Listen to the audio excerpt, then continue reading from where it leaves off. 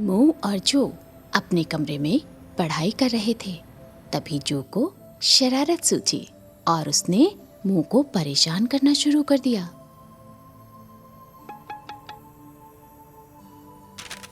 जो, हमें किसी को बेवजह परेशान नहीं करना चाहिए। नहीं, मुझे मस्ती करनी है। चलो, मैं तुम्हें एक कहानी सुनाती हूँ। कहानी? ये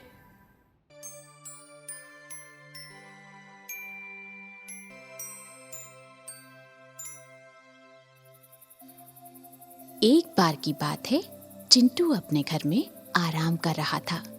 अचानक उसके कमरे की खिड़की पर बिजली चमकी। चिंटू घबरा कर उठ गया। उसने देखा कि खिड़की के पास एक सुंदर परी हवा में उड़ रही थी। परी खिड़की के पास आई और बोली, चिंटू, तुम बहुत अच्छे लड़के हो, इसीलिए मैं तुम्हें कुछ देना चाहती हूँ। चिंटू ये सुनकर बहुत खुश हुआ। परी ने चिंटू को एक छड़ी देते हुए कहा, चिंटू, ये जादू की छड़ी है। तुम इसे जिस भी चीज की तरफ मोड़ कर घुमाओगे वह चीज गायब हो जाएगी। अगले ही दिन चिंटू वह छड़ी अपने स्कूल ले गया।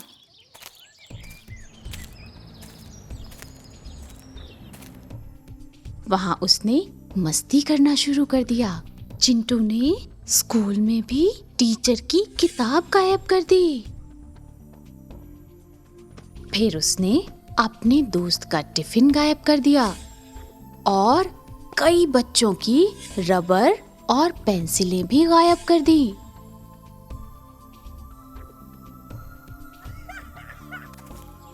जब वह घर पहुंचा तब भी उसकी शरारतें बंद नहीं हुई। चिंटू को इस खेल में बड़ा मजा आ रहा था। किचन के दरवाजे के सामने एक कुर्सी रखी थी। चिंटू ने सोचा, क्यों ना मैं इस कुर्सी को गायब कर दूं।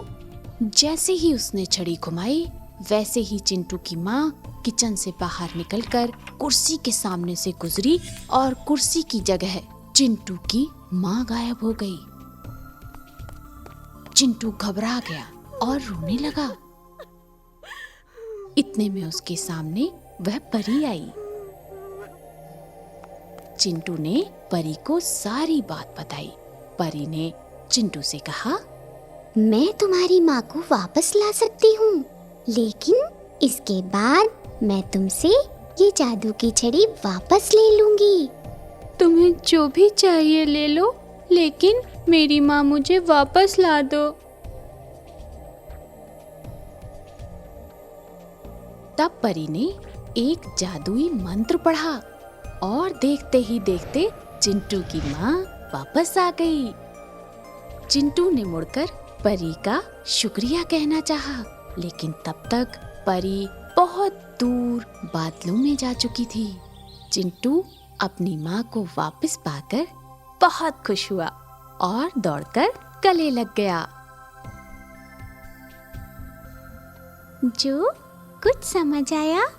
हाँ मो, मुझे माफ करना, मैंने तुम्हें बेवजह परेशान किया। अब मैं किसी को भी बेवजह तंग नहीं करूँगा। हाँ, ये हुई ना बात।